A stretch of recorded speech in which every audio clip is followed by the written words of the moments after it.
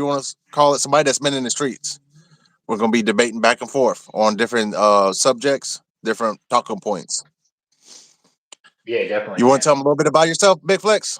Yeah. I go by Big Flex. So my YouTube channel, obviously, I just do workout stuff. So I've been really passionate about working out because in high school I joined an extracurricular thing to get my credits up, and it was like working out after school. And the gym teacher started it, and ever since then I just been lifting. And then it's crazy because Right. I didn't know you did workouts, man. I didn't know you had a YouTube channel like that. You want to shout it yeah, out? What is it? it's Big Flex Mafia. That's what it's called. It's just Okay, called Big you Flex do. Mafia. So do you? Are you do the before we start the debate? Do you do the kind of workouts where you work out and you teach other people like how to stay fit and stuff?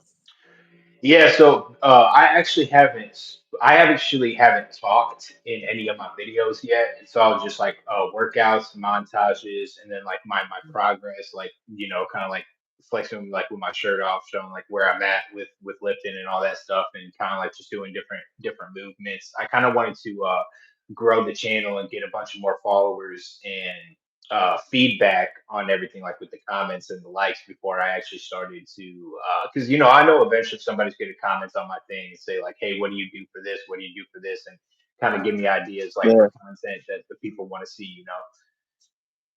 yeah, that sounds awesome. I know when I was in prison, man, we had to workout was mandatory. I used to be fit. Since I got out of prison, man, I've been slacking. I need to get back on my workout routine, man. That's for sure. Yeah, I know you But guys are so, serious about them workouts. yeah, you gotta be serious, man. There's some days I just wanted to lay in the bunk, man. I didn't even want to move, but you gotta do what you gotta do. She signed up for this. Yeah, So yeah. the first talking point, what's the first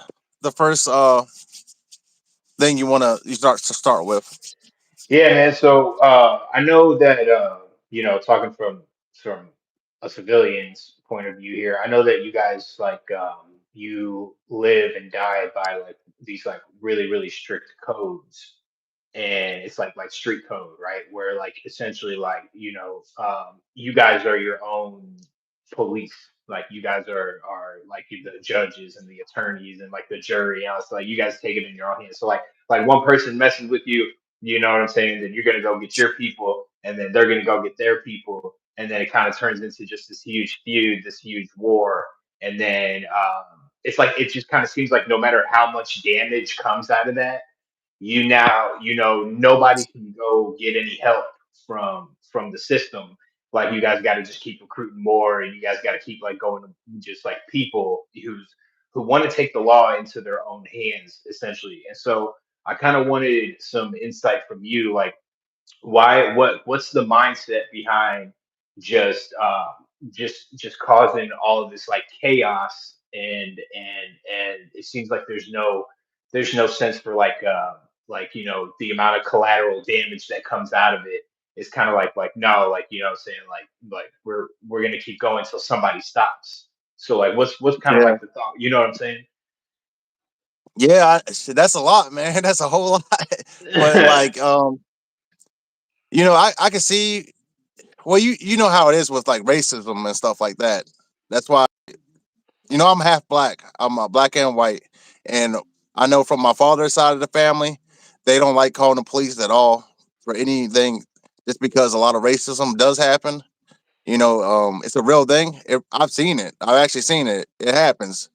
You know, and they just don't trust the police for some reason. They rather take care of it themselves.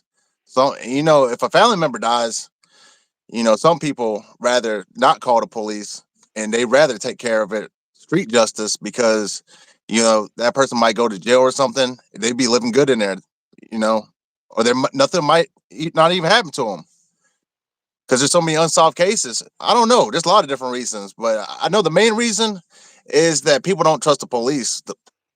From my that's from my black side of the family, that's what I get. So then you don't trust the police to handle it because of racism. And so for example, like because you were mentioning unsolved cases. Well, You and not only that, but you talk not to talk to the police. Snitching is a big thing. Nobody messes with snitches. That's a big thing. I've seen. I don't know if you ever watched like 48 Hours or whatever. They have a hard time when they go through like tough neighborhoods and they're trying to get information on crimes and stuff, and nobody would talk to them at all. It's like a code they got, and they're afraid of repercussions from talking because some people don't take kindly to stuff like that. They live in fear. Seriously, older people, not even in the streets, they're afraid what might happen to them. The gang that lives in the neighborhood, they might retaliate and come and hurt them. You know? Well, so we have laws that give you the right not to self-incriminate yourself. So, for example, like if you were in the position to like snitch on somebody, but if you snitched, then that would link you to the crime. You don't have to. You have the Fifth Amendment right not to say anything. You know what I'm saying? But in the situation to where like you're going to tell about what happened in order to get some justice served, if you are not linked to the crime at all, then there should be no reason why you should be afraid to talk. And then that's what brings me back to street code, right? It's like because now the reason why that person doesn't want to talk is not because it's going to link them to the crime, but because it's gonna affect them on the outside. Because then people are going to hear like you talk to the police, and so you were a part of their homeboys getting caught up, and so now it's like, okay, well, there's no real reason for the Fifth Amendment, because now it's like whether you're going to incriminate yourself or whether you're not going to incriminate yourself, you're either going to die or you're going to go to jail, or you for incriminating yourself, or and so I think it's a mess. I think it's an absolute mess, and Yeah. you know. Yeah. Well, like in the poor neighborhoods, Mhm. it's nobody's really going to protect you when it comes down to it. People are going to call death threats and all that. It's a lot to it. I mean, I don't know. It's a lot. I don't Yeah, even think, just thinking about that question, man, is crazy because, like, it's a whole bunch of things to it. People, they're scared. It's the yeah. street code, I guess. Even in Yeah. like the rap, like right now, they're having a big thing where, they got Gucci Man trying to snitch and stuff.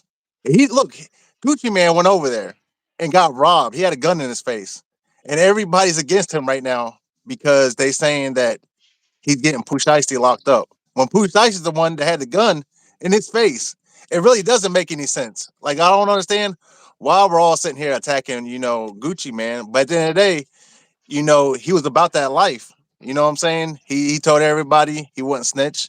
And you know, a lot of real people grew up listening to him. So they feel offended. You know what I'm saying? They's fake.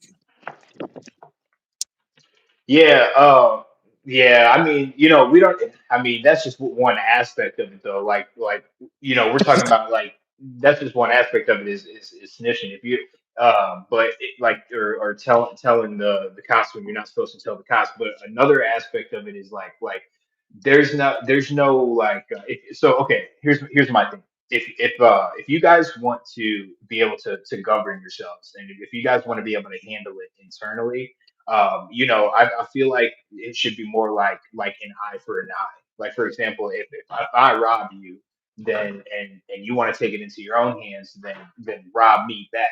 You know what I'm saying? But like if I rob you and then you come kill me, six of my homeboys, and like you just start shooting the place up and like killing everybody, well then that doesn't really seem like it makes any sense. So it's like okay, if I rob you, you come back and you kill me. You know what I'm saying? So now it's like somebody who robbed somebody got killed. So now that's theft, and then that's murder.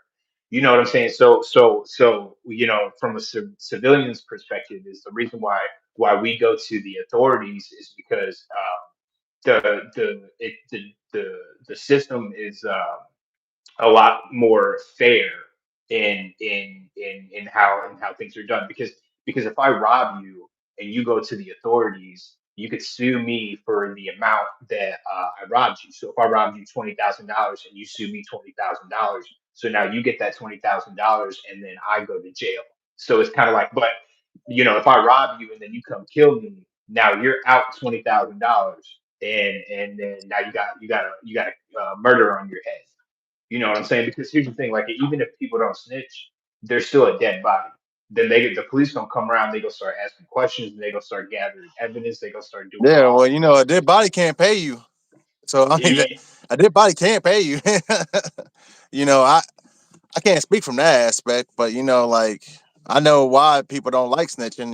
It's built into the culture. You know what I'm saying? Nobody wants to imagine somebody going down for like a long time, for like life or something, and it's all because of somebody else telling on you. I mean, how would you feel? Well, so it's funny because uh, I actually have a Bible verse here from Peter that says, "If you suffer, it should not be as a murderer, thief, or any kind of criminal, or even as a meddler." So basically, what that means is, if I do something wrong and somebody tells on me, then it's not suffering if I get a punishment, because I did something wrong. So God doesn't see that as you suffering. So like if I kill somebody and I get 25 years in prison, and I have like the worst time of my life in there, right? Like this is the worst thing ever. Like I can't sit there and to say that I am suffering, because obviously of what Peter said. And if you don't want to go by the Bible, if you want to go by like common sense, and if you want to go by like strictly like logic and morals, then that also makes sense completely outside of religion. If I kill somebody, I can't be mad at somebody for snitching on me, because like at the end of the day, like I did something wrong. And so that's another thing about like having a criminal mindset, is kind of like that person with the criminal mindset will always justify it to themselves because of the street code, saying like, nah, this person deserved it. This person deserved it. But at the same time, you could just have an empty stomach.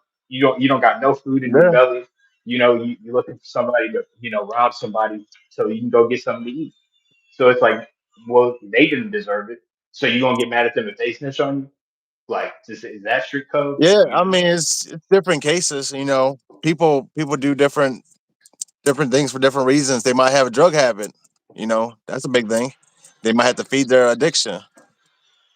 You know, in the end, I don't condone any of it, but I understand why people do it. You can't really maintain a job as a drug addict sometimes.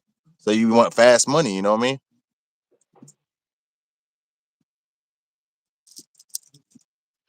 Yeah, yeah. So, but the racism thing, I will say this, the racism thing, that's something that, like, you know what I'm saying, like, the Bible also says that, God is the person who appoints the authorities.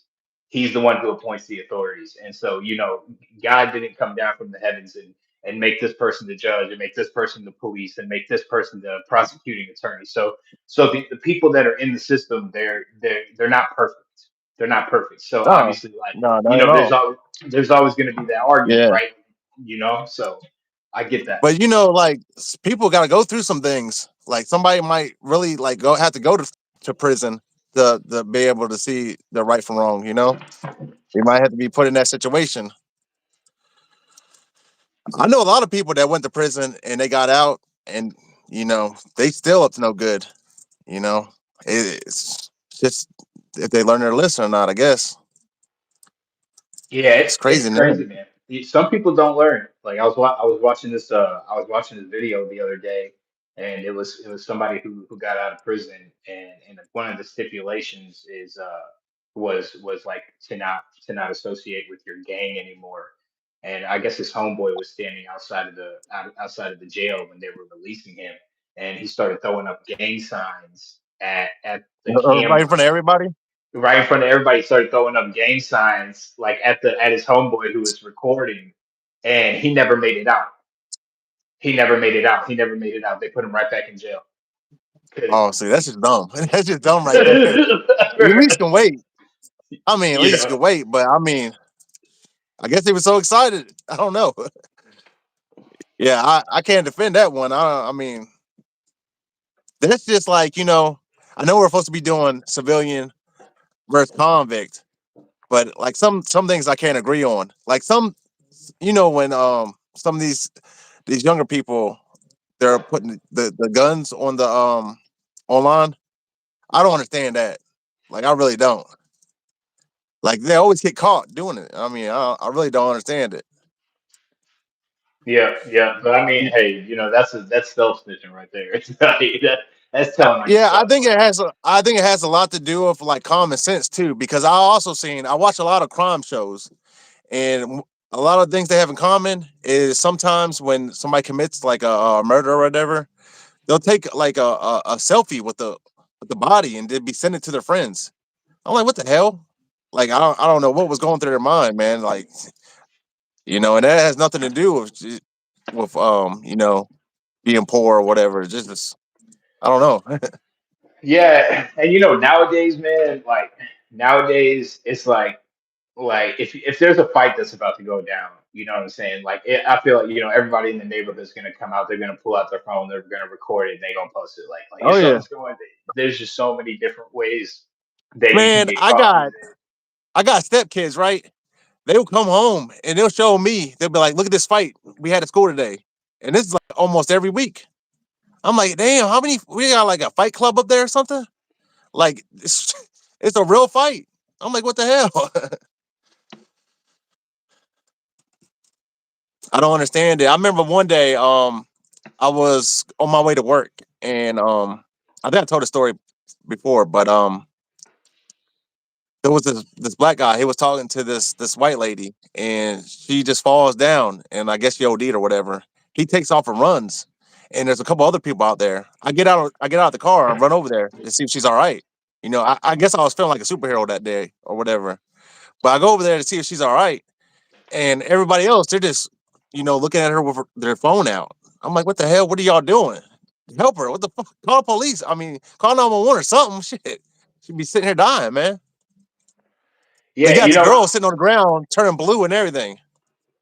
yeah, yeah, and that definitely comes from that's a great point because that's another thing I wanted to talk about, man. Like, is like the empathy and like just being human and having morals. It's like when you have a criminal mindset, I feel like you don't have any you don't have any empathy. Like you don't have any like you're not sympathetic towards like what you do is going to affect other people emotionally and mentally and I just feel like people with a criminal mindset they don't like care about anything unless it affects them. And You mean like us. somebody selling? You mean like somebody selling drugs or something?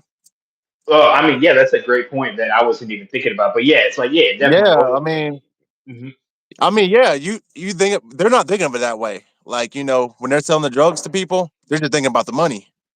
Like I've seen like drug addicts come to the drug dealers' houses, and they be sitting there, they be telling them their whole life story. Man, I really need to get some of this today, man. I had a rough day. They tell the drug man everything. They're thinking that by them telling them this, that they're going to get extra drugs or something. That they're going to become a little closer than friends. I guess that's what they're thinking. But the drug man, he don't see it like that. He just, you got my money. You don't got my money. You know what I'm saying? And it's just I don't know about that part. It's crazy at the end of the day, because that's just like selling fentanyl. It's so dangerous, man. Somebody ODs on that, that's on you. I mean, really, if I sell fentanyl to somebody and they OD and die, like I feel like I killed them. You know what I mean? That's basically giving somebody a loaded gun. Don't you think? Yeah, definitely. And you know what the craziest thing about it is uh, when you sell drugs, depending on because I mean everybody knows this. Depending on what the drug is depending on how much money you're making. And I know that I know that weed tends to give you the least amount of return, and because nobody's gonna buy that unless it's dirt cheap, especially off the street. But once you get into the higher ones, we all know what they are. Once you get like higher, higher, higher, higher, higher, you start making so much more money, so much more money, so much more money off of it, and it's kind of like these drug dealers, man. They make like hundreds and thousands of dollars a year, and then when you look at a civilian and what they have to do to make hundreds of thousands of dollars a year, like they got to go through like 12 years of medical school. They got to go through Yeah. like you got to be doctors. They I got to mean be surgeons. that costs money though. That costs Yeah, money though, right? you're right. See, they don't. Right. Some people like that, they don't have money to go to school like that. You know. But it's a slow build up when you're selling drugs too. Like sometimes, like you buy a gram, you got to flip it. Then now you can afford 2 grams, you flip it. Now you can afford four, you flip it. Now you can afford eight, you flip it. So there's a build up just like you going to school. There's a build up just like, but when you're selling drugs, it's kind of like you don't have to go through anything. You don't have to go through anything. You just got to make a little bit of money up front, and then you just double it, double it, double it, double it, double Well, it. I mean, like there is risk to it though. I mean, you got to watch out. You might get robbed because you always got people trying to come up. You got to watch out. People might try to rip you off. You got to watch out for the police. You know what I'm saying? You got to move right, or you get locked up, or I mean, you can end up dead. It's a dangerous game. You know, it comes with fast money at a high risk. You know what I mean? Yeah, yeah. Man, when it comes to fentanyl, man, it's one thing if the person tells you like this is fentanyl, and you're going to buy fentanyl. But man, it's a completely different thing if they come to buy a different drug and you cut it with fentanyl, or when you bought it you knew it was cut with fentanyl, but they're not buying fentanyl, they're buying something else, but you cut it with that. Like they're not gonna use it like it's fentanyl. They're gonna use it like the drug that they're paying for, and so they're Yeah. gonna do way too much, and then they're gonna die. So it's like you really you don't have an excuse, and they You are know, you can see, at that point, you really don't have an excuse. But it's like I had a lot of friends that died over fentanyl, a lot. You know, and the reason why I think why they do that is cut everything with fentanyl because fentanyl is so strong. You know what I'm saying? You could have something if you're selling like powder or white girl or anything, you cut up a little bit of fentanyl. I mean, it's going to boost it up, right?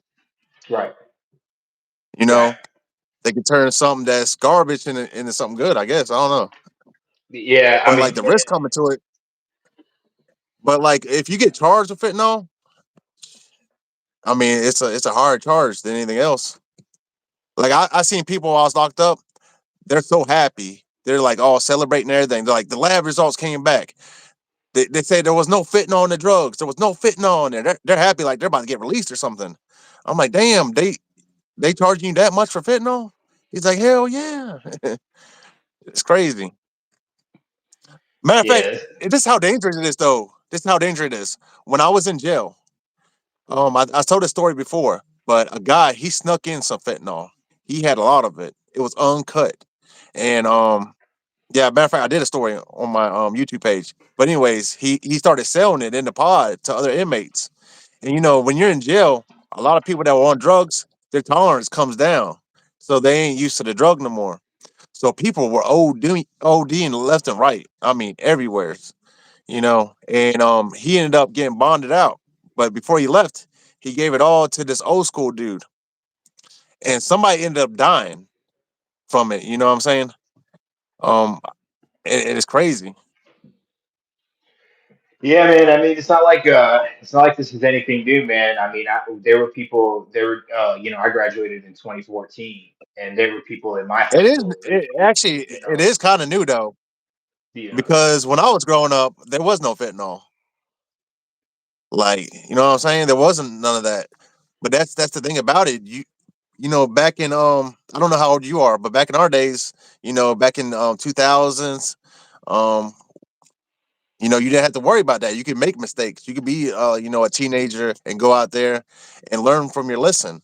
But nowadays, you might not get that chance because of that drug. and that's the scary part about it. Man, if there was fentanyl back when I was a teenager, I might be dead right now. Seriously, Man, like let me if tell I you really something. think about it, I might be dead. And a lot of No, kids these days, they're and not getting that chance. no, in my high school it wasn't fentanyl like that. That's new. But what I was referring to is just like drug overdoses, like in general. Like I think like it was like they were doing heroin and they were doing some Yeah. really bad stuff. Yeah. Well, yeah, like heroin and stuff like that. I don't know a lot of young people that just start out on straight, straight heroin. They usually work their way up to that kind of thing. But I mean, it does happen. There is some young people that be on it, but usually they be on the small stuff, like.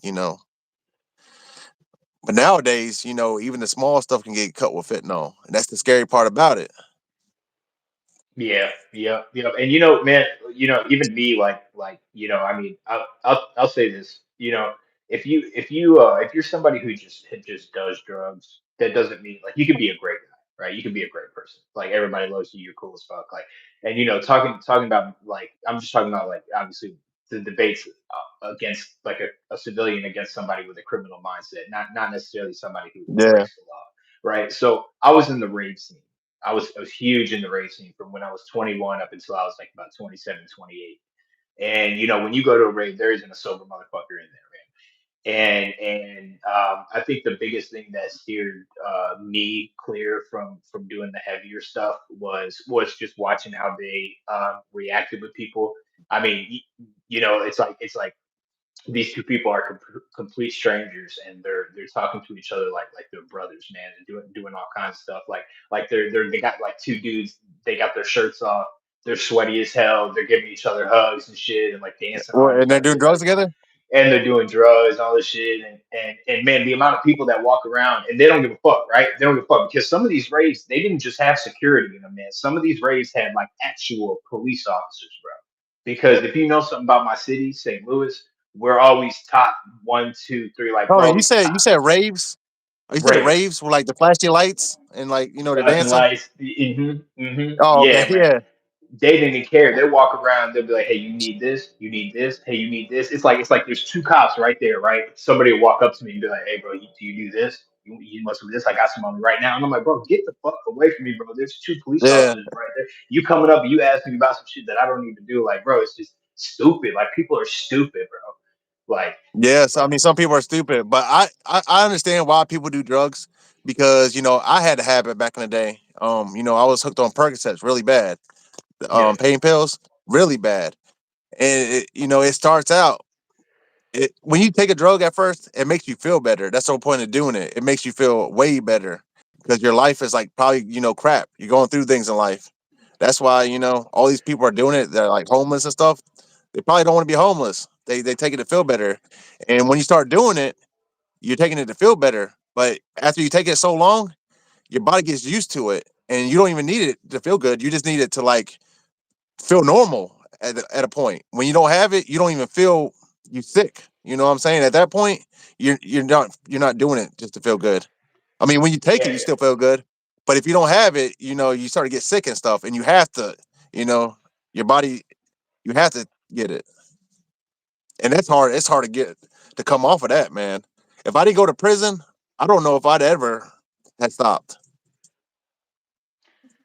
Yeah, that's another thing, man. That's another thing. Is like, I bet there's been a lot of people who when they got caught up what they were doing, they were probably pissed and they were probably thinking all these kind of crazy stuff. But then after a few years in prison and then they get released out in the streets, like, they have like what you just said, they think in their head like man, when I first got in there, I was thinking about all this crazy stuff that I was gonna do, like when I got out for revenge. But then, like after like 2 or 3 years in there, they're like, "Man, I don't want to come back. Fuck that." They're almost like I'm not gonna do none of the stuff that I was thinking about in the beginning, and then they see all the stuff that goes down in prison, and Oh, like are you talking about somebody that gets locked up because of somebody else, and they got somebody revenge in their mind? they got revenge on their mind. But then after they've been in there, they like, nah, fuck that. I ain't doing shit. I'm not coming back Yeah, here. I can say this though. Like if you feel like somebody got you locked up, you'll be pissed off. You know what I mean? But at the end of the day, while you're sitting in there for so long, you're gonna realize, damn, I'm sitting in here because of that person. You know what I'm saying? You're gonna realize how stupid it is, and you actually need to get away from that person. You know, if they're causing you to go to prison or jail, you're realizing that maybe it's just best you get away from them. You know what I'm saying? And that might be for the best. Toxic relationship. Yeah, What's up, definitely, Young man. Smoke? Yeah, definitely, man. Yeah, but I would say that that prison does save a little bit of people. You know, people that have habits, it gets them clean. Because I'm not gonna lie, before I went to prison, I was bullshitting around. You know, they'd be like, "Hey, go to rehab or something. You want to get off? You know, go get help."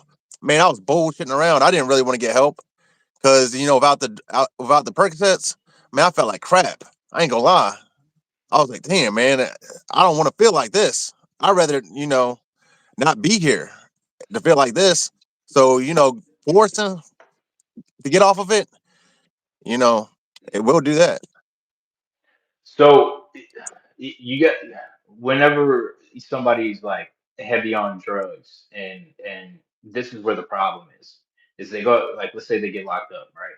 And they detox and they become like they sober up, and assuming, because I know there's drugs in prison, but assuming they detox and they get out, the problem lies in it's like if they when they go to relapse, what happens?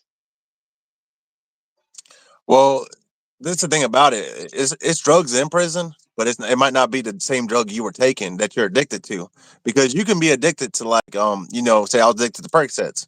You can be addicted to pain pills, but when you go to prison, there's other stuff in there. You know, there's K2, Suboxone. There might be other stuff, but there's rarely ever going to be any Percocets.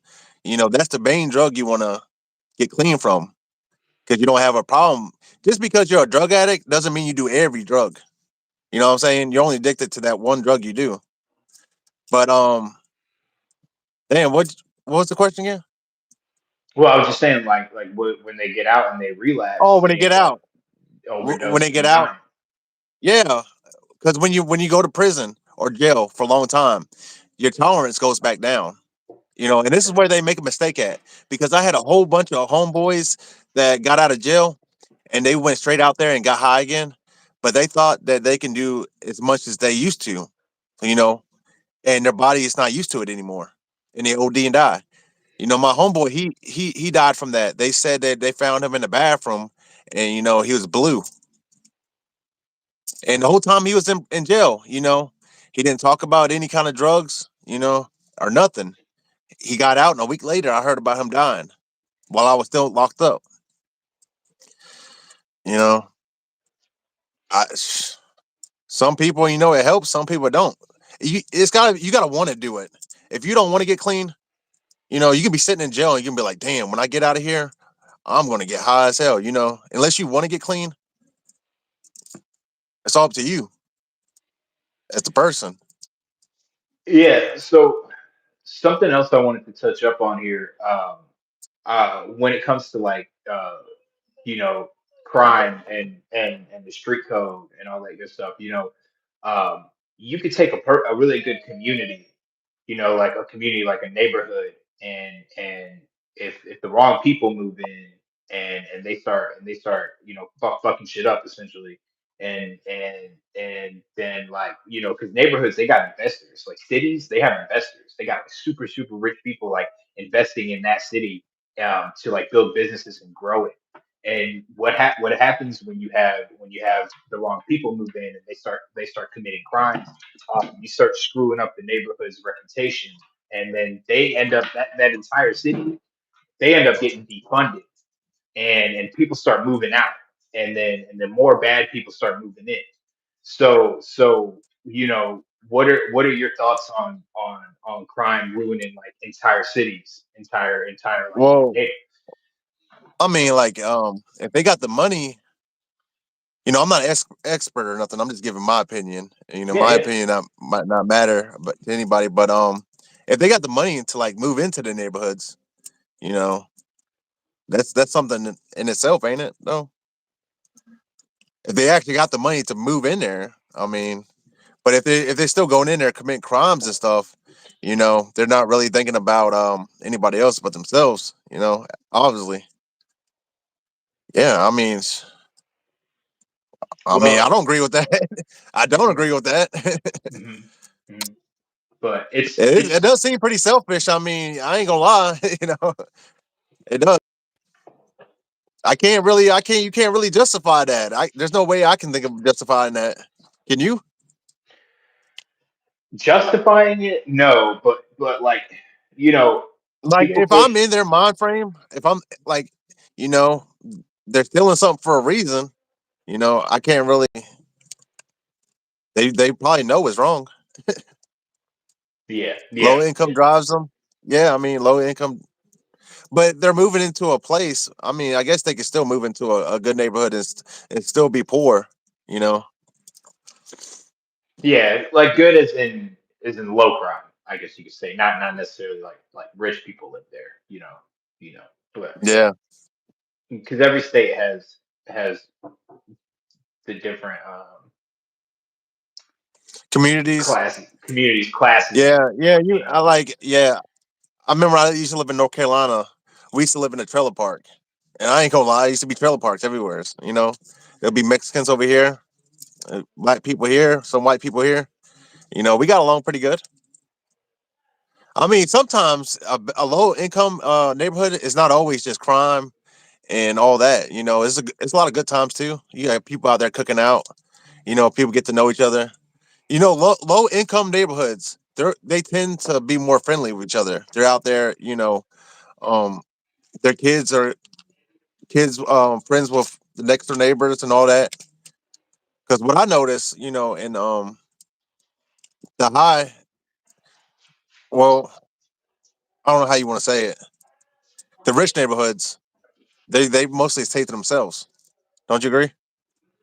Yeah, definitely, and yeah, and I think that I mean it's like if you're high class, you either born into the money or you worked your ass off, and if you're middle class, you just kind of grazed by, and then if you're low class, like like you didn't try at all. So it's kind of like when it Yeah, comes to that, it's like I don't think that here's what I'll say. Here's what I'll say. I don't think that everybody has an equal opportunity. That's for sure. So I'm not going to go out and say that the reason why you're low class is because like you didn't try as hard as the rich people tried in your life because I definitely believe that there are some places in this country, and there are some neighborhoods, and there are some places where like you gotta there's just so much that you have to do that other people don't have to do in order to get out of your situation, and yeah. and that there's nothing you can do about that because that started from Hey, you years remember? and You ever seen that movie, Boys in the Hood? You ain't never seen Boys in the Hood? no. Well, like the mom, she was so proud because her one son, he was in the streets, but the other son, Ricky, he what did he get, a football scholarship? He gets to move up. She was so proud of him, and he ended up dying. Yeah, Ricky. Yeah, if you want something bad enough, you can get it. You just got to put in Yeah, the effort. That's the one thing yeah. about it. The people going around stealing this stuff, it's because they want to. They want fast money. They could go out and get a normal job. They could, but they just they want fast money. Maybe they don't know how to. I guess I don't know. Yes, I it's know when so. you're in prison, nobody likes a thief. Nobody does. Man, if you're in prison and they find out you're stealing, they beat your ass and put you out the pod. Yeah, yeah, definitely. I mean, man, I can. What's crazy is like people don't do stuff that they do like in prison like that they would try on the outside. That's what's so crazy No, about I it. don't It's know like about that.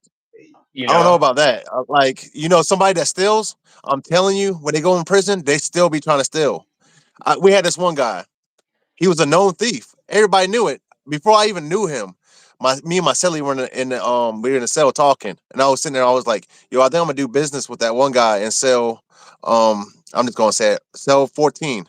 My celly's like, "Who you talking about? The new guy? No, I don't do business with him. He's a thief. You know, they already got that label. And when you take a shower in the pod, some people they forget their soap, shampoo.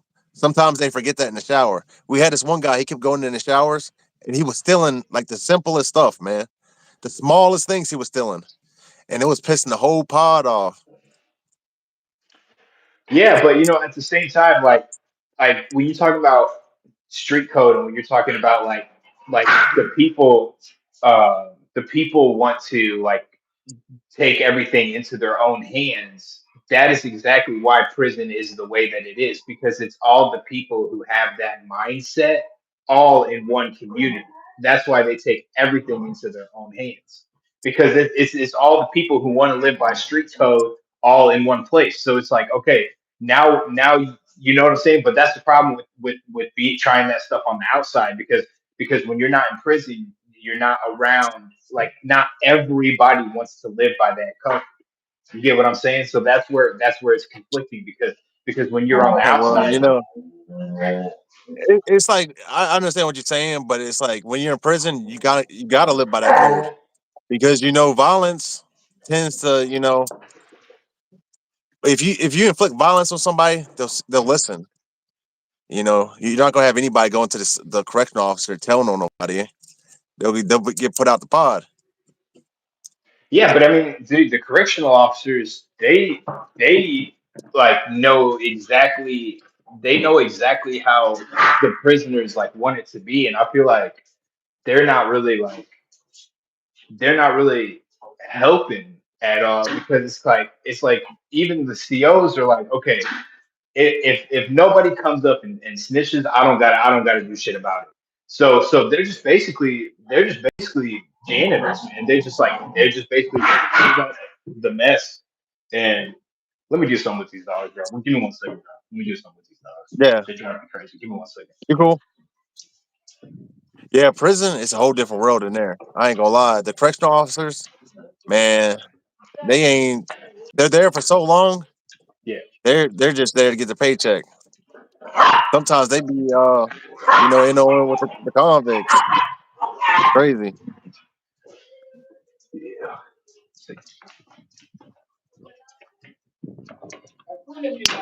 Yeah. No. Yeah. Yeah. But they're not helping at all. It's almost like they're going by like the same code that you guys are going by, and so it's like, why are there even correctional officers in there? They just clean up the mess, They there just to make sure that the inmates don't die. right? Really. But they don't even do that. They don't even do that, Yeah, right? I Because if mean, nobody says nothing to them, they don't do anything. yeah, I mean, they got cameras in there. They're gonna do an investigation. If somebody gets beat up, they'll do an investigation. But they'll say so themselves. They don't want to do all the paperwork, but they know how it is. You know what I mean? If somebody's in there still stealing, and somebody gets beat up, they're like, "Oh, okay, he got beat up." But stealing." They know how it is. You know how it is when you work somewhere and you just get used to it. Yeah, you It just just get comes used with to it, it. but Yeah, you just get used to it. and I'm sure the COs know that if they go in it like involving themselves, excuse me, if they go involving themselves, then depending on how crazy the prison is, like you putting a target in your head, because nobody cares if you're a CO. There's millions of videos that you can find on any platform of a CO getting their fucking ass beat, getting jumped by like 6, 7, 8 prisoners. And then after they get their ass beat, Yeah, they run in the back, and then they get like 6, 7, 8 I cops don't beat them. know. It's actually an extra charge. At least down here in Maryland, if you put your hands on a CO, it's a additional charge. Oh, I'm sure that's So every like the prison, inmate, right? so huh? I'm sure that's every prison though, right? Put your hands on a CO anywhere you Yeah, go. pretty much. So if somebody's that fed up with somebody with a CO that they're gonna put their hands on them, it probably got to that point. Yeah, yeah, that's crazy, man. Yeah, I just because they just had this video going around where they had a male inmate and there was a female officer, and she told him to go back into the room or something, or no, cuff up, turn around and cuff up, and he wouldn't do it. And she's tried to pepper spray him, and he ended up like beating her up really bad. yeah, Did wasn't you there see that two? video? There was two female officers, right? And he was like kicking her barefoot. Yeah, I think it was. I think one was it two female. I don't I know. think no, I don't know if two of them was there, but I think I saw the exact video. Was it a dreadhead? And he was warning her. Yeah, He was like looking yeah, to the side like this, and he was like don't do it, don't do it, don't do it. yeah. Yeah, I I don't. saw I that don't video. remember the whole situation, but yeah, he's probably at that point. Can you hear any of the like talking in the background? No, No, like I do man, it's remember when I was in prison. I don't know if I said it on a live yet, but I remember this inmate, he was yelling at a CO and they were arguing through the door, and his slot was open where they put the food slot. And matter of fact, the CO was like he was trying to shut it, and the inmate had his hand out. He wouldn't let him shut it. The CO got all the way down there by him, and the inmate went slapped him right in the face. Man, they went in there, whooped his ass. Man, it's crazy. yeah, yeah, definitely. Yeah, I mean, but but earlier you mentioned like how sometimes the reason why people want to take it into their own hands is because if that person goes to prison, they could be living lavish in prison. And I was just thinking in my head immediately after you said that, I'm like, bro, how does somebody have a good life in prison, like somewhere where Hey, hey, you'd be surprised. There's some people that live good as hell in prison. I ain't gonna lie. For the most part, prison is a horrible place. It really is. But that them few people that know how to maneuver around, and they're in there, making money, selling product, they living good. Like their cell look like apartments. You go in there's there, they no got girl, rugs everywhere. there's no I girls, mean, man. besides the girls, that's it. Yeah. They probably got like five girls they're talking to on the phone. I mean, besides that, they got a Cash App full of, man. Marcelli, he was selling, man, his Cash App. It had five, he had a lot of money in there. I'm not gonna say how much money he had, but he had a lot of money.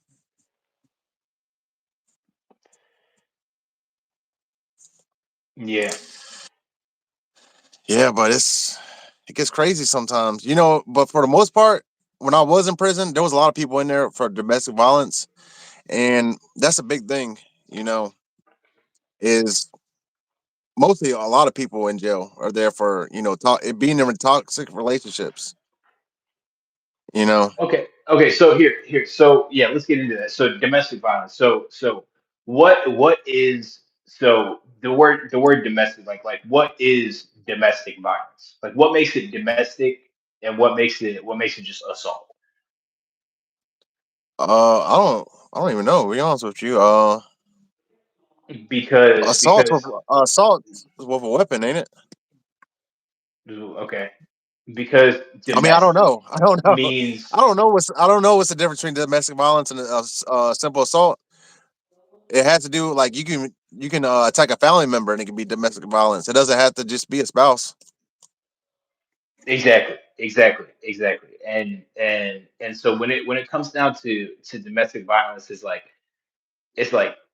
when looking at the perspective from like how the court of law looks at it. If you get into a fight like with your brother, or like with Yeah, your it's home dad, related. Yeah, something home like that, related. or a romantic partner. I feel like in those situations where it was just siblings fighting, or cousins, or like an uncle and a nephew, or I feel like that did not. I don't think that personally needed any intervention with the law, because I like don't those are know. two. I don't know You know what about I'm that. saying? I don't know about that one because a lot of like the murders and stuff that happen is because of like toxic relationships.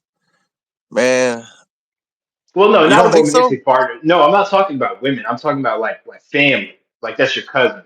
Like Oh, that's are you you know what I'm talking saying? about they just have like if they're just having like a little fight or something? Yeah, man on man, male and male fighting somebody with the same last name, like blood relative, like male on male blood relative. I personally don't think, if a cop comes over to the house and it was just two brothers fighting, or two cousins, or two like a uncle and a nephew, or like a dad and his son like getting into a fight. I think that really all the cops need to do is make sure that like nobody's hurt, and make sure that when they leave, nobody's gonna get killed over it. And but if a cop comes over to your house and you got into a fight with your sibling, and let's say like your dad calls the cops, you're not gonna, like, you know what I'm saying, like that's when I'm gonna say okay, like that's when I'm saying like okay, y'all should have been able to handle that like as a family. I'm not talking about guys beating up on women, guys beating up on their girls, or beating Yeah. up on their mom or anything like that. I'm talking like You're two just men, talking about just family in general. Just family. family Yeah, in I general. understand what you're saying. Yeah, Well, the thing with that is, they came up with that law because, all these fights getting out of control and people end up dying. So they don't. The reason they take somebody to jail, they want that person to cool down. They want things to cool down because it'll be a tense situation. And just a simple fight. If it's something simple, you just go to jail for a couple of days or something. They just want you to separate y'all. They'll make. Matter of fact, if it's not that bad, they'll tell. Do you have anywhere else to go? They'll try to separate. You know, because it always leads to that. It escalates. They don't want that. I will say that much. I understand why they do that, yeah, yeah. I get it. but they can't force that person to leave. If they live there, they'll ask them. They're like, we know you live here, but do you have anywhere else you can go for the night? I know y'all haven't put hands on each other, but just so we don't have to come back out here. I understand that part. You know, But because stuff be sometimes, escalating yeah, that's fast. like if the state picks up the charge, like I state mean, picks it yeah. I up. mean, if hands have been put on each other, they're going to take somebody to jail. Somebody's going to jail. If there's a weapon involved, and family, if there's a weapon involved, and the family's like, oh, we want to handle it. We're not going to show up in court. The state's gonna be like, oh no, we're taking over. If they got enough evidence. You know, Yeah, yeah, that's for sure. 'Cause That's for sure. that's crossing the line a little too much, I guess, to them. I don't know, but without a witness, pretty much, I don't think it ever gets convicted. They get convicted on it. Yeah, yeah, yeah. I mean, just how I look at it, like if you out in a like at a bar and you get drunk and you get into a fight like with a total stranger, but that's, to me, that tells me you have a lot less self control than if you're just at home, you get into an argument with your brother, and then y'all get into a fight. You know what I'm saying? Like, it's a Yeah, lot, but they don't handle it like that, man. Domestic is the worst type of assault that you can do. And obviously, like, you got it's more like the dudes who be putting their hands on women. That's yeah. when it's Matter of like, fact, they take a domestic violence so serious. If you got a domestic violence case down here, you don't get a bond at all. Like you got to sit in there until you get your you go to court or something. You don't get to get bond at all. yeah, but if you put your hands on a girl, bro, if you were raised right, you put your hands on a girl, man. Like honestly, you deserve everything coming to you. You deserve everything coming Yeah, to I you. mean, a lot of people they look down on stuff like that, but sometimes it's not always that simple. I know a couple guys that's been locked up that they're pretty. I mean, they're good guys. They just got pushed to that point. I do know that. There's a side to every story. I will say that because since being out, I have seen some. I don't know if it's these new generation females, but it's like they just like be antagonizing people. Like damn, all up in his face and stuff. I'm like, it's still no reason to ever put your hands on somebody. You know what I'm saying? You're still wrong for that, but cooler heads. People just need to separate, take walks, man. For somebody that did time in prison, I will say, if somebody's antagonizing me, I can like go in my head and be like, okay, I just spent last 8 years in prison. I'm walking the hell away. You know what I'm saying? This is not worth it. Because at the end of the day, you're gonna be if you're sitting in jail over domestic violence. At the end of the day, you're gonna be sitting in there, and they're gonna be out doing whatever they want to do anyways. So it like it's crazy. Yeah, I feel like if you do something like to the point where like when you go to prison and the inmates start reading your charges and they handle it themselves, I feel like that's when it's like you're not even getting away with it in prison, man. Like But to be honest with you, there's so many people in there for domestic violence and stuff like that. They look down on it, like they'll talk crap to you. You know what I'm saying? But it's not like where you gonna get beat up or nothing for it. The only people that they do that for is like really bad charges. If you're messing with underage children, or you got any charges like that at all, any sexual charges like that, you're gonna get messed up real bad. If it has something to do with like an elderly person, or you know what I'm saying. Um, I mean, if it's really really bad to a female, you might have somebody in there, but just playing out, just regular, just little stuff. You know, there's so many people that's locked up for it. yeah, but at the same time, like don't they all those people like they get put in a completely separate pod though, right? So that that doesn't happen, No, right? you talking about you talking about people for bad charges?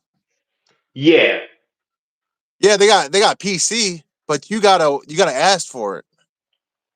Like when you go in there, you gotta ask them to be on protective custody, and that's basically they're keeping you away in your own special little pod. I mean, they got PC to the point where you sit in the cell all day by yourself, and they come out. You can sign a paper, and they let the PC out together, but they all have to sign papers so the prison's not liable for it, or jail. But yeah, they keep them away. yeah, man. But you might have some people, trying to slip by through the cracks, and they might not want to go to PC, because going to PC, um, I don't think you lose out on a couple of things. You can't go to shops. If you're in prison, you can't go to like classes. You can't go to shops. You can't do none of that because you got to be watched. Yeah. Yeah, it's not and not only that. When you come home, everybody's gonna know you know that you're on PC. They're still gonna talk crap to you. It follows you home. I know that. I've seen people. So how does that communication happen?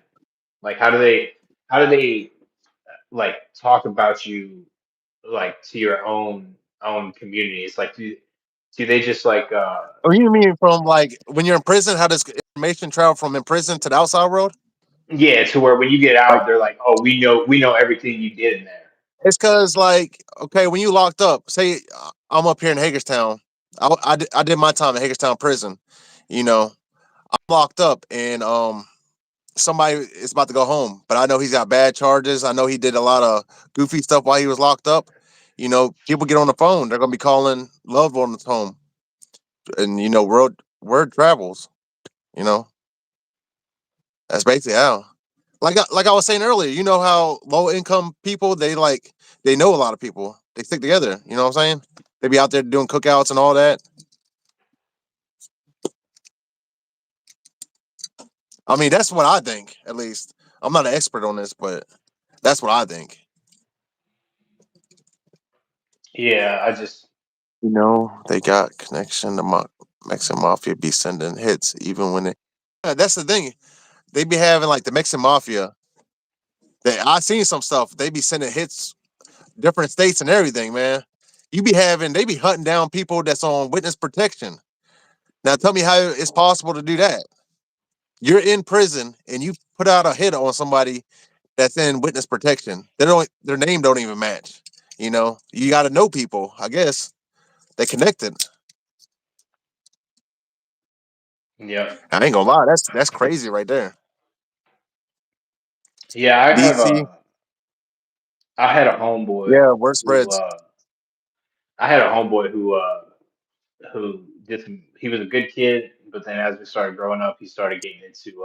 Well, his drug of choice was Xanax, and he got into a relationship, and he started hitting on his girl, and he ended up going to prison for a few years for that, and then they transferred him to a prison in Arizona. He got out in Arizona, and then he got in a relationship with another girl, started doing drugs again, and then he started putting hands on her. Went back to prison for a few years, and then when he got out, he came back here, and he tried calling me and tell me like hey, we should hang out again, but um I started calling around, and I'm like, yo, my home, like, he got out, he's back, he got out, he's back, to all these people, and they were telling me like, bro, if you if you're even seen with him, like, if anybody even gets a breath that you're talking to him, like, we're all gonna cut you off, bro, because he was hitting on two or three separate girls, and me, when he initially went to prison, I thought it was because he got caught with a whole bunch of Xanax bars, and I thought that for the whole 7 years he was locked up, I thought that it was because of the drugs, and so I ended up calling him back, and I ended up going like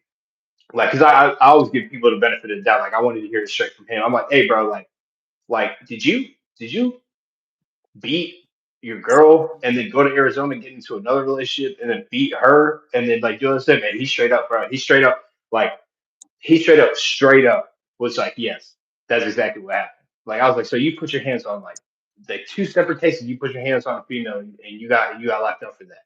And because I had to give him an explanation as to why I was ducking him. I had to give him an explanation Yeah, why I was hitting him up. So I told him, I was like, bro, like we can't be seen with each other, like we can't be seen around you. Like I'm not going to I'm not going to hang out with you and then lose like 10, 15, 20 different friends. And so I ended up having to like completely shut him out and like block him out of my life. And it was just a real eye opener to me, because I was just like, how the fuck did like all these people know all this shit, and we was all friends with him, but I was outside of the loop. Like how did they know, like, he put his hands on a girl in Arizona? Like they must have been they must have been like looking up his case net. They must have been like looking up all this different shit. But it's like, you sure he wasn't talking about it?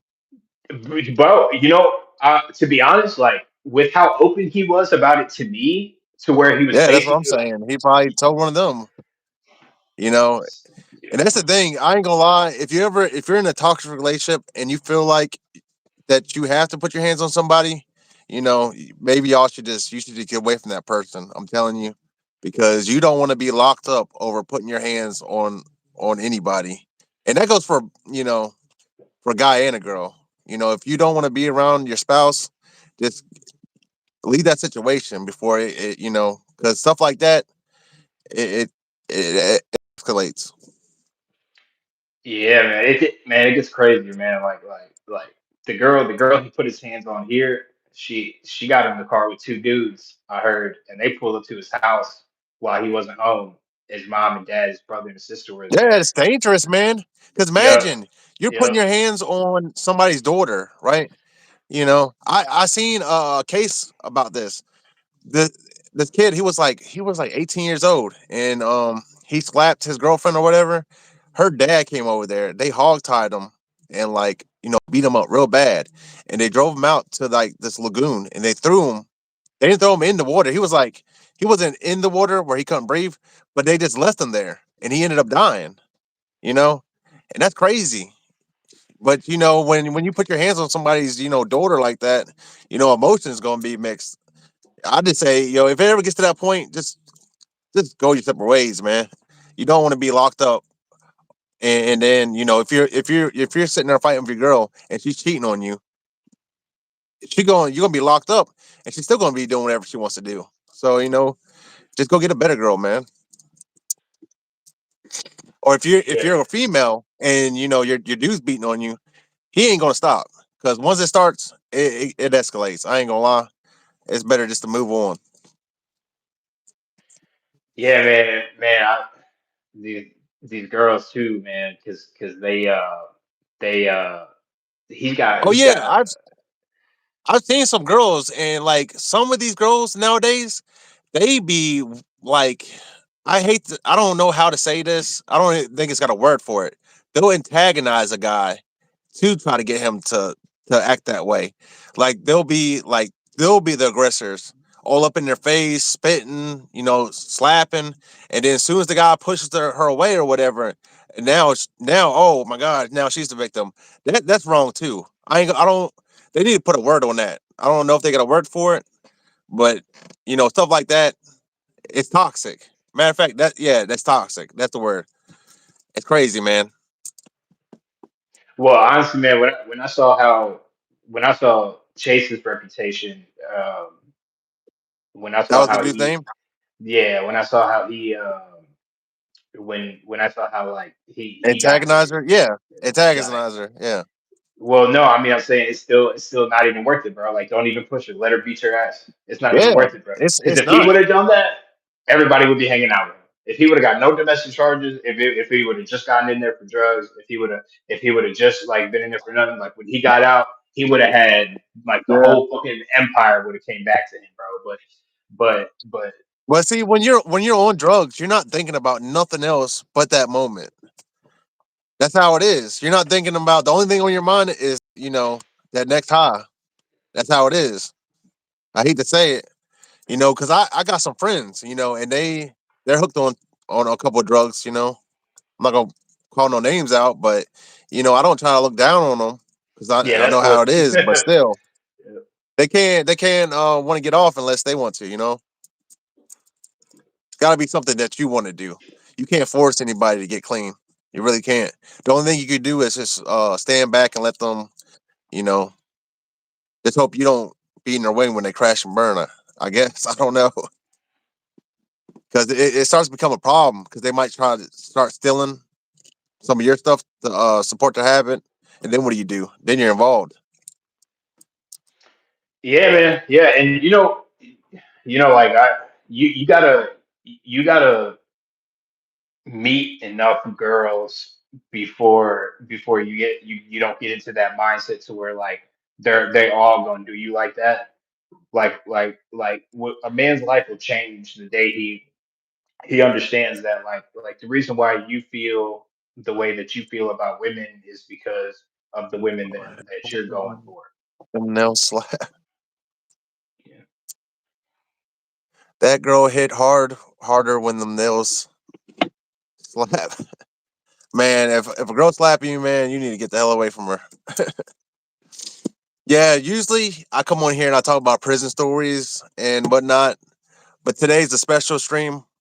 Um, Big Flex, he's the main man. You know, he usually be in the chat, but he wanted to come on today. And, you know, we did like this sort of a debate we're having. So, Yeah, well, man, really, definitely. it's the debate kind of turned into I don't even know it's a debate anymore, but it's still pretty cool though. You know what I mean? Pretty good points. Yeah, definitely. I definitely wanted to inquire on kind of a whole bunch of stuff that I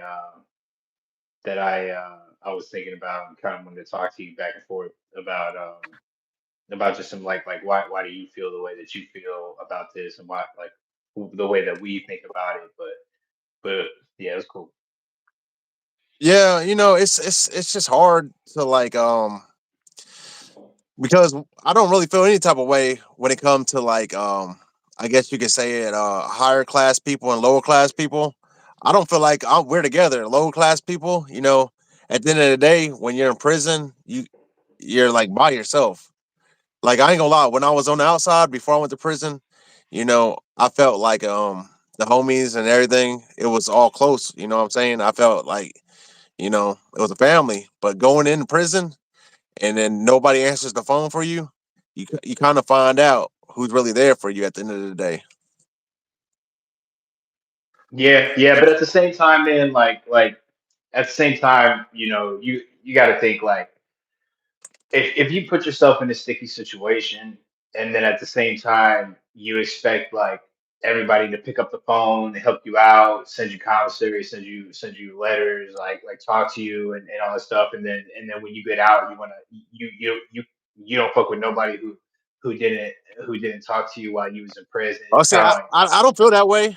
you know. I ain't gonna lie. Nobody sent me no letters or nothing at all. Like, I mean, my family answered the phone for me. That's about it.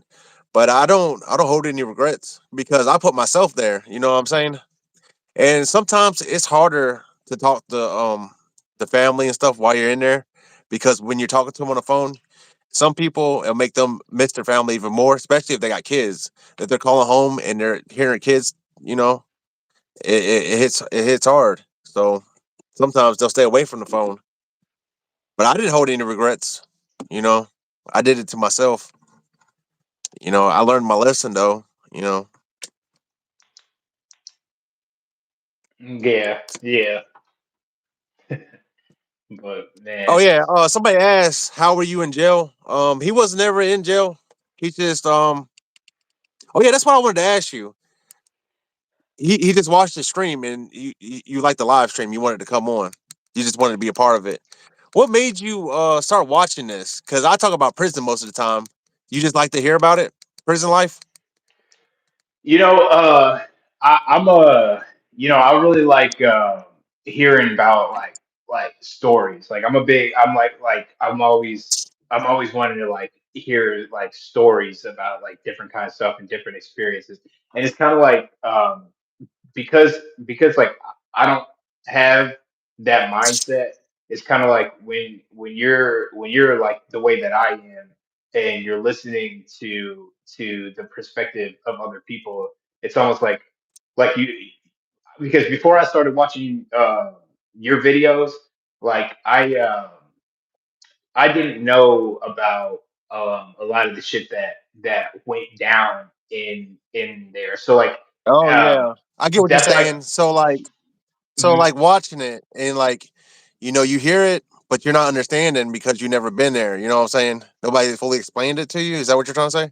Yeah, yeah, because man, just because it's not like the key to being like a good person, and the key to staying out of prison is just like not knowing anything about it, because I feel like the more you know about the stuff that goes on in there, the more you kind of relieve that itch that you have, Yeah. the better off you are. Yeah, that's for sure. Because like before I went to prison, before I got went to jail or any of that, like I nobody told me nothing. Like I heard like little stories here and there about jail, but I went in there knowing nothing. And when I walked in there and I seen all this stuff happening, I see people getting extorted, I see people getting beat up, people getting stabbed. It's crazy. It gets crazy in there. I'm like, damn, how's nobody talk about this on the outside? And like, after spending years in there, 8 years after spending it locked up, I come on the outside and everybody's going on about their day. You got people glorifying like crimes and stuff. You got rappers saying go catch hats and stuff. And I'm like, damn, they saying all this stuff.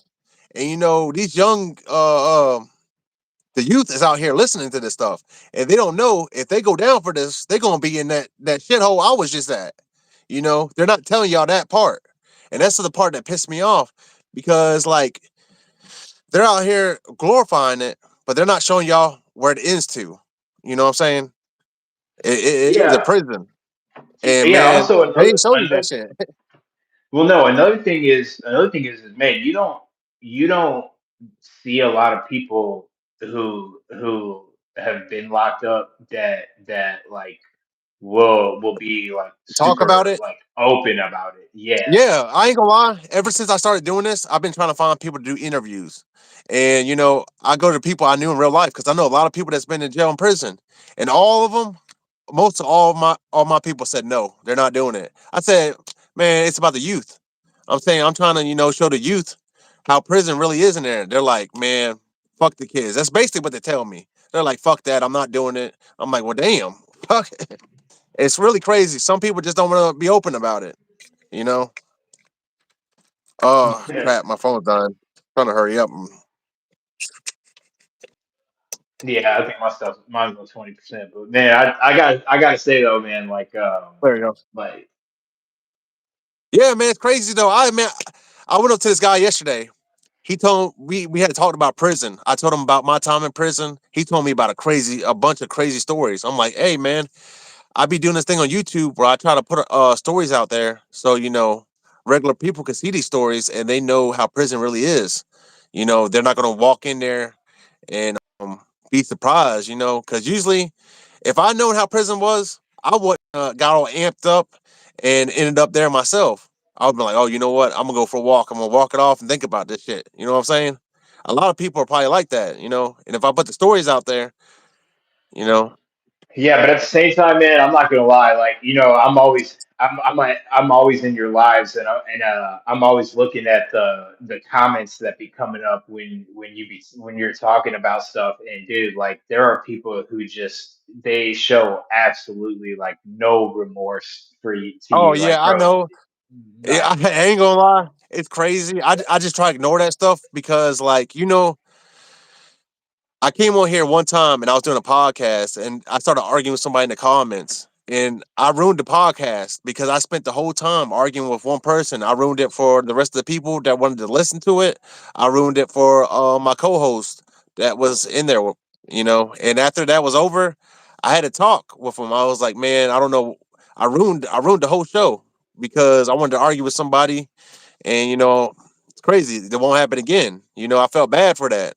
So I'm not used to the technology now coming out of prison, but I see this is how it is for everybody streams. There's always gonna be trolls. There's nothing you can do about that, really. Everybody's stream, man. So it's gonna happen. All the YouTubers I watch, they say the wildest stuff, man. But it's a But good those thing would you be the got. same. Those be the same young people I'll be trying to get to, man, because they just say anything. They don't think. They're not thinking. They're just thinking in the moment. And it's that mindset.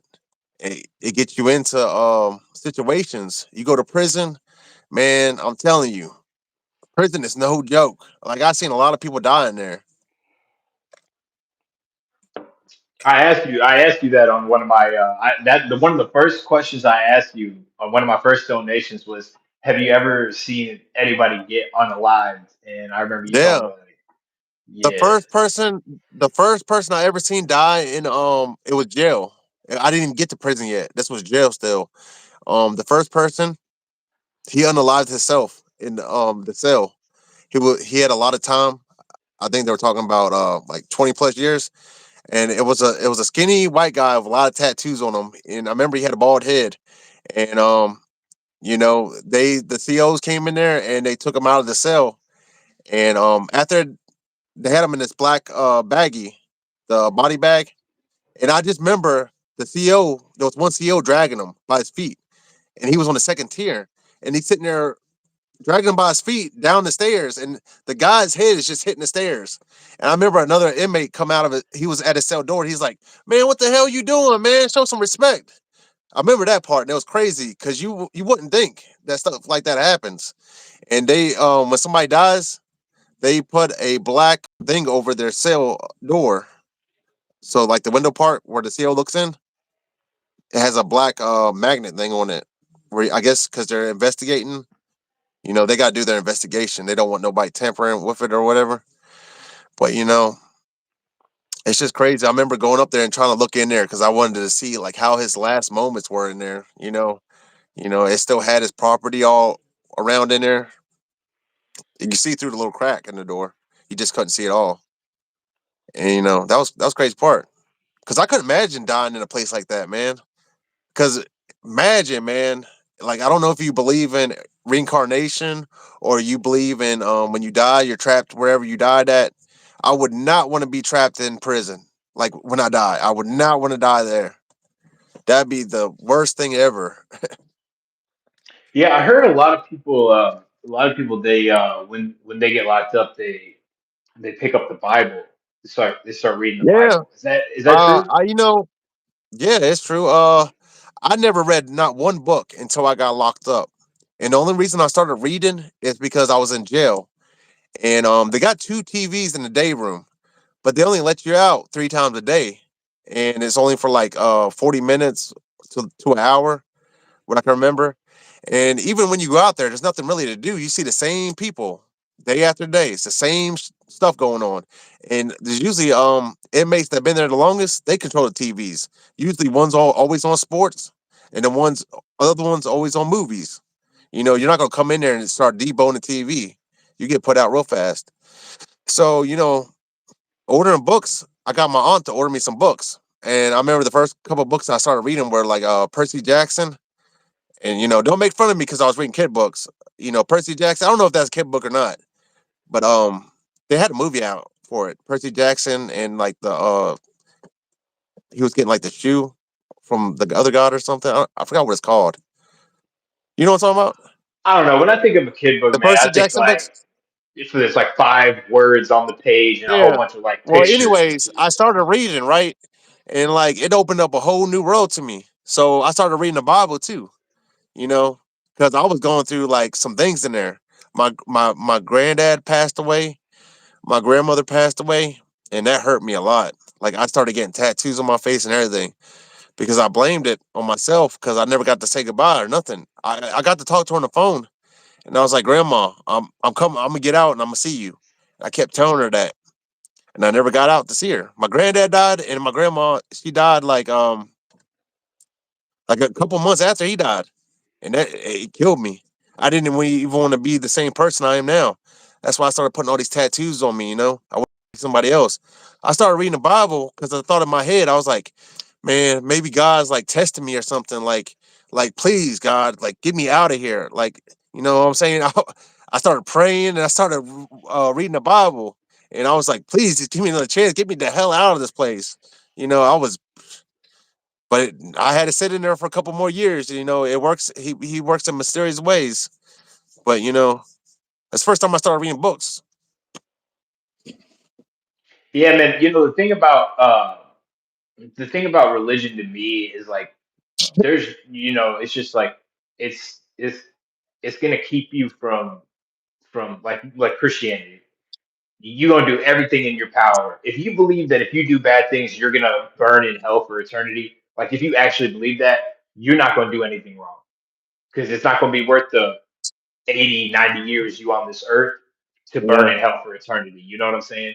So it's like I encourage people to, whether you believe in it or not, like I encourage you, just follow the book.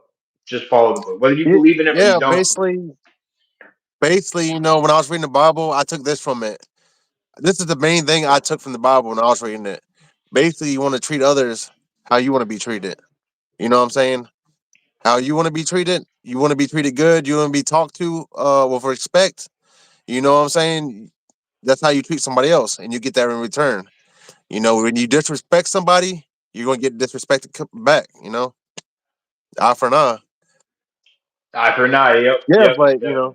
if everybody did follow the Bible, there'd be less crime out here. There would be. I ain't gonna lie.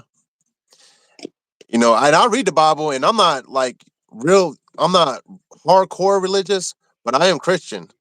And I was going to service in there and everything. And even if you're not hardcore religious, you can still follow it and be good. Follow me. If you have like absolutely like no guidance in your life at all, you have absolutely no idea what to do. You don't know how to react to situations. You don't know like nothing like that. It's a good book to read because it's a lot of Yeah, stuff in there that's gonna be like that's gonna click, and a lot of stuff you just the thing about religion it's is it's it's the best selling book of all it's the best time. selling book. Just don't go looking for Of all proof. time, it really Don't go is. looking for no solid proof. You're not gonna get I discouraged. heard You that know. somewhere. So I don't know where I heard that from. I heard that from somewhere though.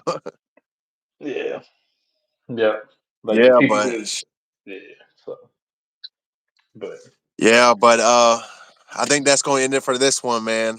It's been good having you on. yeah, good talking to you, We gotta bro. have, we Glad I gotta have finally got these. We gotta have this discussion again, man. You know, I had fun. It was all right. Yeah, hey, anytime you want me on here, man, just let me know. Just hit me up. I'll make time. Yeah, hey, maybe we could collab in the workout because I need to, maybe we could collab together and do like a little workout routine. I can show you some workouts we did in prison. Yeah, definitely. Yep, yep. You hit the gym Yeah, on the collab. do Absolutely. we do some burpees and shit like that. All Yeah, but I'm gonna go calisthenics. ahead. Yeah, thank y'all for watching. I'm gonna go ahead and end this. Um, See y'all until next time. Hmm. See you, bro.